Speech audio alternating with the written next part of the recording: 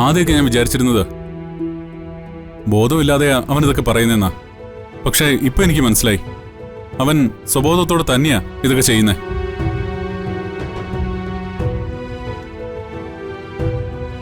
ആ divorce paper അവൻ ഒപ്പിട്ട് തിരിച്ചയച്ചതുപോലും തീരുമാനിച്ചുറപ്പിച്ചതുപോലെയാ.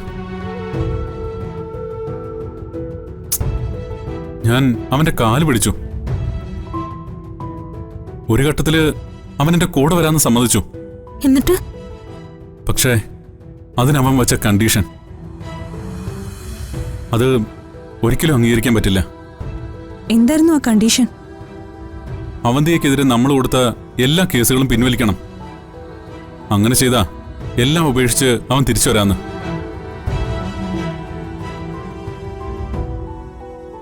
ഇനി നിങ്ങൾ തന്നെ പറ, അവൻ പറഞ്ഞത് ഞാൻ സമ്മതിക്കണമായിരുന്നോ?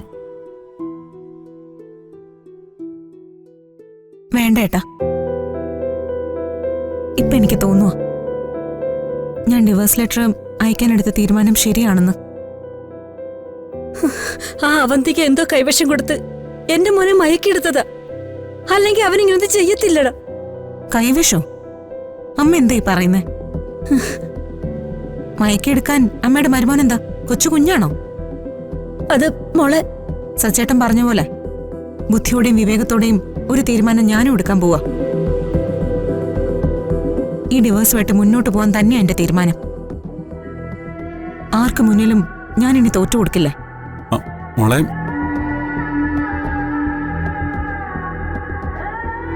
അയാൾ പറയുന്നത് പോലെ അവന്തികയ്ക്കെല്ലാം വിട്ടുകൊടുത്തിട്ട് എനിക്ക് അയാളെ വേണ്ട. ഇതാണ് ഹീറോയിസം. ഈ സ്പിരിറ്റ് വേണം. എന്തായാലും ഒരു കാര്യം ഉറപ്പാ, കോടതിയിൽ കൊടുത്തിട്ടുള്ള 2 കേസുകളും നമുക്ക് അനുകൂലമായി തന്നെ വിധിക്കും.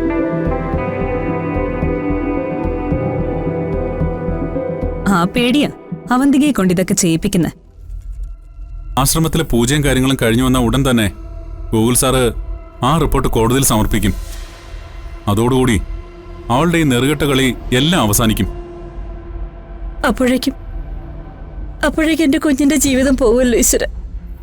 അവനെ ഓർത്ത് നമ്മൾ മാത്രം സങ്കടപ്പെട്ടിട്ട് എന്താമേ കാര്യം? അവനൊരു ഭാര്യയും കുഞ്ഞും ഉണ്ടെന്നുള്ള ചിന്ത അവനുണ്ടോ? കമ്മീഷൻ റിപ്പോർട്ട് കോടതിയിൽ വരട്ടെ.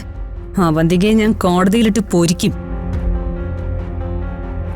ഈ കാണിച്ചു കൂട്ടുന്നതിനൊക്കെയുള്ള മറുപടി ഞാൻ അവരെ കൊണ്ട് പറയിപ്പിക്കും. എല്ലാ സ്വത്തുക്കളും നിങ്ങൾക്ക് തന്നെ തിരിച്ചു കിട്ടും.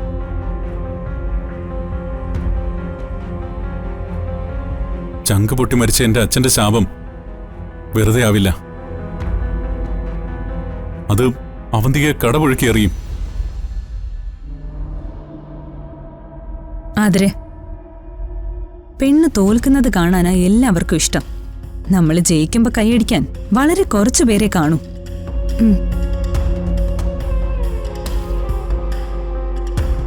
ഈ കരുത്ത് കൈവിടാതെ നിന്നാ സന്ദീപിന് നിന്റെ കാൽക്കല് വരാതെ വേറെ വഴിയില്ല. അന്ന് നീ പറയുന്ന എല്ലാ ഡിമാൻഡുകളും സന്ദീപിന് അംഗീകരിക്കേണ്ടി വരും. കോടതിയും നിയമവും ഈ ഞാനും നിന്റെ കൂടെയുണ്ട്. നീ ധൈര്യമായിട്ടിരിക്കെ.